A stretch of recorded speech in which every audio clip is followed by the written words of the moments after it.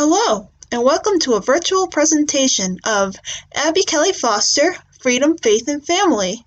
My name is Abigail Epplett, and I created this project on the behalf of the Blackstone River Valley National Heritage Corridor. Today, I'm going to be talking about the life of Abby Kelley Foster. Abby Kelley Foster was born in Pelham, Massachusetts on January 15, 1811. Her family soon moved to a farm in Worcester, Massachusetts, a city that you are probably familiar with. In her lifetime, Abby Kelley Foster will become an internationally recognized lecturer, fundraiser, and events organizer during her lifelong career as a human rights activist. As part of her radical call for social reform, Abby Kelley Foster advocated for the abolition of slavery, universal suffrage for both women and African Americans, and equality for all. This was driven by her Quaker faith and supported by her equally radical family. Abby Kelley Foster's work paved the way for future suffragists like Susan B. Anthony and Elizabeth Cady Stanton, along with the Civil Rights Movement and 2 constitutional amendments. Abby Kelley was born into a Quaker family. The Quakers are also called the Religious Society of Friends. Some other famous Quakers include its founder, George Fox, and activist Lucretia Mott, along with Sojourner Truth. The Religious Society of Friends began in the 17th century as a reaction against the hierarchy and rituals that dominated the Church of England, also called the Anglicans, or, outside of England, the Episcopalians.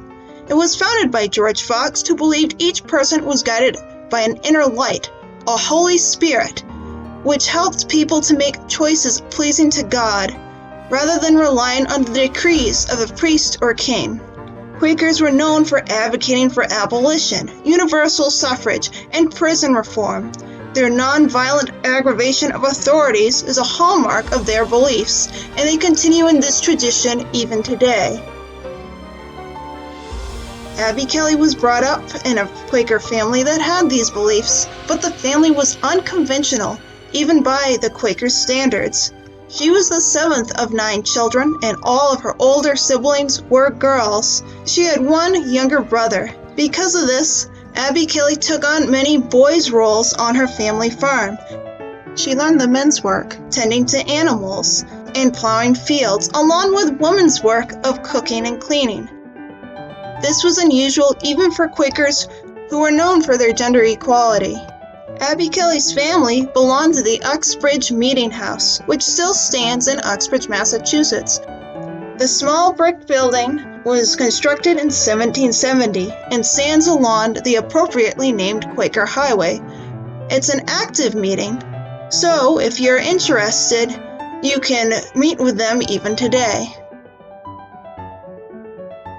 Although the Kelleys were active members of this meeting, this did not mean that they attended frequently. In fact, they were intermittent attendees, and this would prove a bit of a problem for Abby Kelley when she was a teenager. Despite their intermittent attendance, Abby Kelley learned a lot from her Quaker family. Early on, she realized that people of her religion were not accepted everywhere. It was from them where she first learned the quote, "Go where least wanted, for there you are most needed," a driving force throughout her life. Growing up in Worcester, Massachusetts, Abby Kelley and her sisters went to the best private girls' schools available. Abby proved to be a top student at these schools. Unfortunately, no high schools for girls were available in Worcester at the time, so Abby decided to attend the New England Friends Boarding School, which is now called the Moses Brown School. It's located in Providence, Rhode Island, and children still go there today. Abby Kelley applied for a scholarship through her meeting, the Uxbridge meeting. Unfortunately, because the Kelley family did not often attend, Abby was denied a scholarship. Instead, she took a loan from her sister, not much different than the many students who take out student loans today. Abby Kelley enjoyed her time at the New England Friends School. It was a co-educational school from the very beginning and the highest form of education available to middle-class girls. However, despite being co-ed, classrooms and the playgrounds were still segregated by gender. While the boys learned to become merchants, doctors, and professors, the girls were taught to become teachers at less prestigious schools. Abby Kelley could have chosen to be content with learning the classes of girls, but she was not. She enrolled in a bookkeeping class and was the only girl in the section.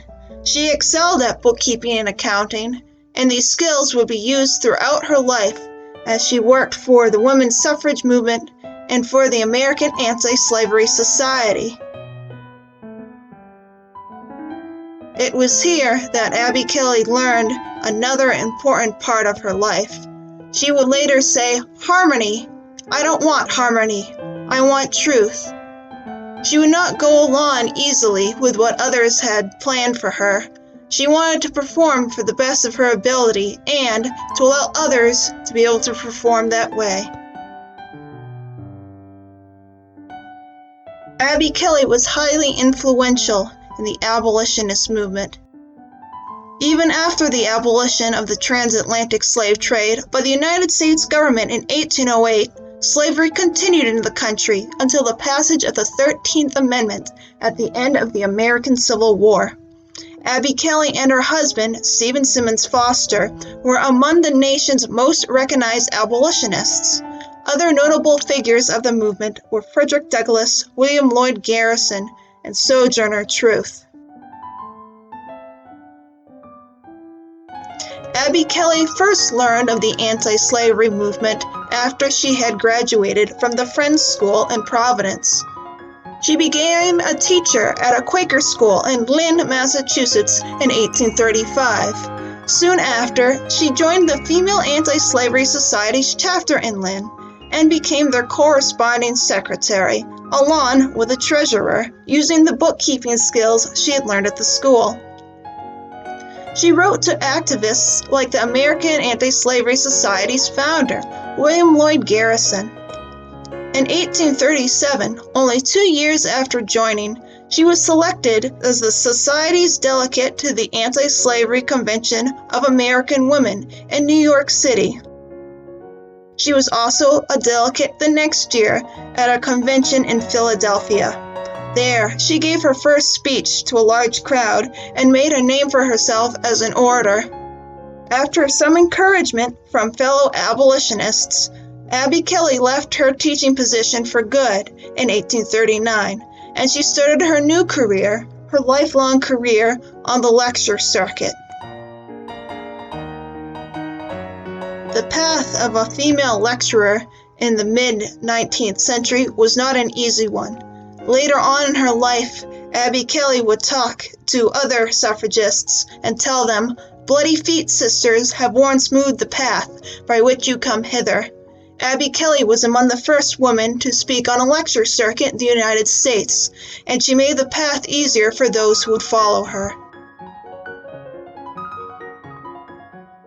Meanwhile, in New Hampshire, another radical lecturer was growing in popularity. Stephen Symonds Foster was known as a come-outer. He would go into church services and preach over the pastor, condemning the practices of slavery and begging for abolition. He turned one of his more famous speeches into a book called The Brotherhood of Thieves, or A True Picture of the American Church and Clergy. He published the book in 1844 with the help of some friends in the American Anti-Slavery Society. Stephen condemned the church for supporting slavery. While this made him many enemies, in addition to the damage caused by rioters who did not enjoy his speeches and writing, Abby Kelley greatly enjoyed his phrase, "the Brotherhood of Thieves," and was pleased by his tract. At this point, they were traveling on the lecture circuit together, often tag-teaming in their fiery speeches. She sent Stephen one letter about his book, saying, "Don't forget to send me 500 Brotherhoods. I have read most of it, and think it Alla Foster. Yes, quite in character, though entirely out of characters.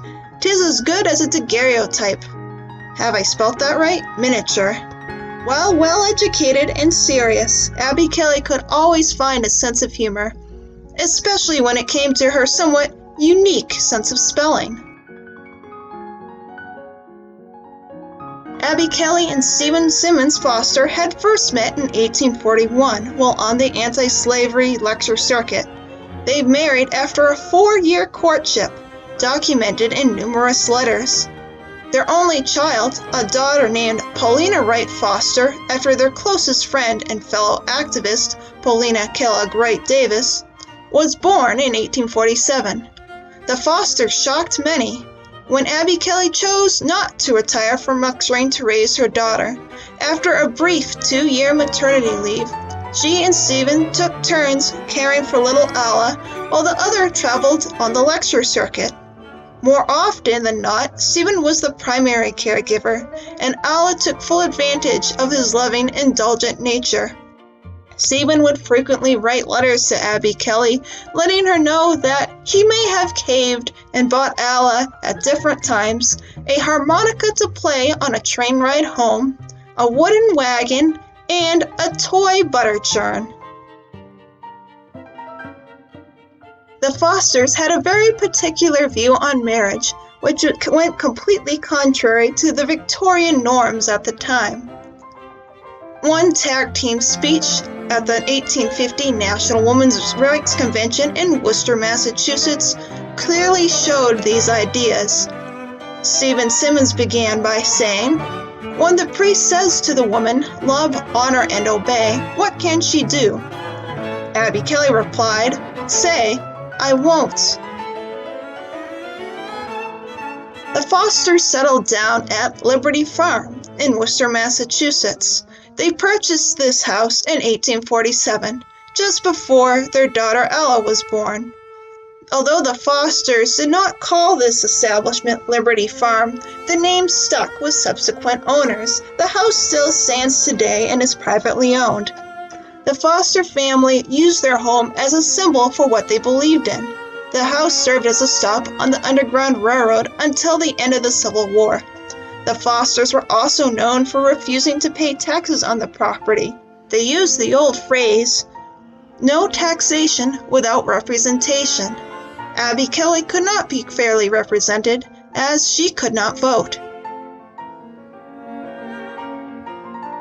The Fosters served as conductors on the Underground Railroad. Like many abolitionists at their time, they aided African American freedom seekers in their journey to self-emancipation, providing supplies and guidance along the way. The freedom seekers would make their way north, going up to Boston or as far as Canada. Even their young daughter Alla joined them. She was known for teaching former slaves how to read, and did so openly on the front steps of the house. The community supported the Fosters in what they did. As I've mentioned before, no taxation without representation has been an American saying since the Revolutionary War. Yet, in the 19th century, all residents were ordered to pay local property taxes, even if many, namely women and non-white people, did not have the right to vote. In 1872, the Fosters protested this decision by not paying property taxes for Liberty Farm. As seen in a letter to their good friend Thomas Wentworth Higginson, the city of Worcester attempted to sell their farm at auction in order to recoup some of the money. However, the Fosters alerted some of their sympathetic friends to their predicament, and their friends bought back the farm at a low price. This went on for many years, until 1880. By this time, the Fosters were retired, and Alla was grown up. They decided to pay back to some of their taxes and sell their farm. Abby Kelley drew strong correlations between the enslavement of African Americans and the oppression of women in America. She said at the 1850 National Women's Rights Convention in Worcester, Woman is a slave and is obedient in the presence of her master. Our only safety is to rebuke the oppressor and demand our rights. This idea of freedom for women has been part of the American zeitgeist since its founding. Founding mother Abigail Adams is quoted as saying, "Remember the ladies," to her husband John Adams when working to ratify the Constitution. It marks a sentiment expressed by many women throughout U.S. history. Denied the right to vote, own property, serve on a jury, and often to marry against her father's will, even the most affluent, well-educated women had few rights. While there were notable exceptions, for example, Uxbridge, Massachusetts resident Lydia Chapin Taft is anecdotally said to have voted as a landowner as early as 1756 in a town meeting. Most women had little say in government. Not until the passing of the 19th Amendment in 1920 could women across the country vote in a federal election. Abby Kelley had very specific ideas when it came to earning women's rights. She said, "I prefer not to argue about women's rights, but to claim them. I do not talk of women's rights, but of human rights, the rights of human beings. I do not come to ask for them, but to demand them, not to get down on my knees and beg for them, but to claim them." Many women, and also men, stood by Abby Kelley in this radical thinking. With countless women across the globe leading the effort for suffrage, Abby Kelley created her own brand of activism, which was called Kelleyism, for all those who believed in equality regardless of race or gender. Honored by fellow suffragettes and scorned by the mainstream press, Abby Kelley endured verbal harassment and physical threats while speaking to promiscuous or mixed-gendered audiences and traveling the lecture circuit. Stephen Symonds Foster was, of course, among the Abby Kelleyites, and he spoke of his surprise when others did not view him as such. He wrote in one letter to Abby Kelley, "One of your converts denounced me as no Abby Kelley abolitionist. I must beg leave to drop the abolitionist from the word and content myself with being simply an Abby Kelleyist." What he is trying to say in his flowery 19th century language is he is not only with her from a philosophical or moral standpoint, but of course he will always be at her side as her husband and best friend.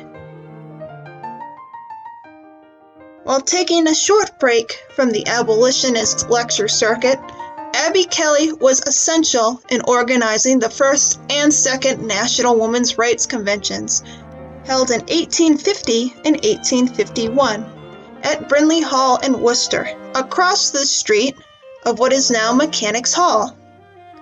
Abby Kelley encouraged other well-known women's rights activists, including famous Lucretia Mott, William Lloyd Garrison, and Frederick Douglass, to attend this convention. They also allowed local activists a chance to speak. Notable guests included friend of Walt Whitman and Christian Socialist leader Abbie Hills Price of Hopedale, Massachusetts, along with acclaimed physician and professor Dr. Martha H. Mowry of Providence, Rhode Island. These women were all phenomenal speakers in their own right, but together they created convincing arguments for women's suffrage.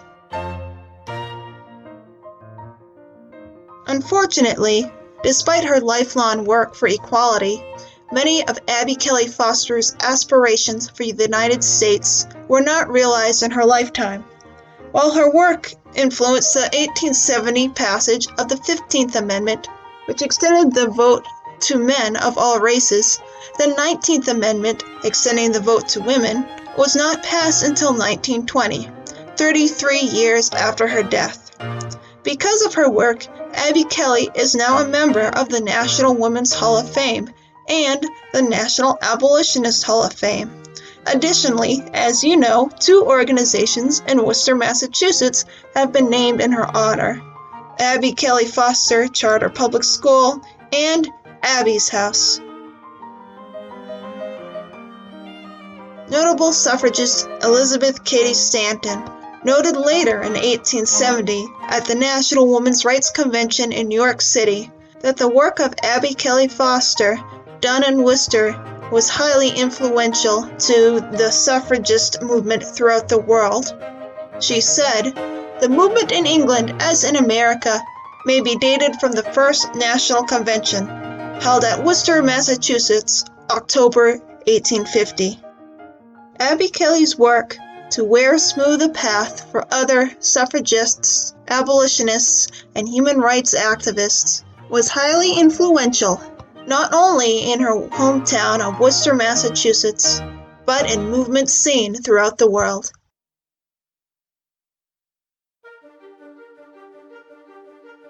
Thank you for joining me in my presentation of Abby Kelley Foster, Freedom, Faith, and Family.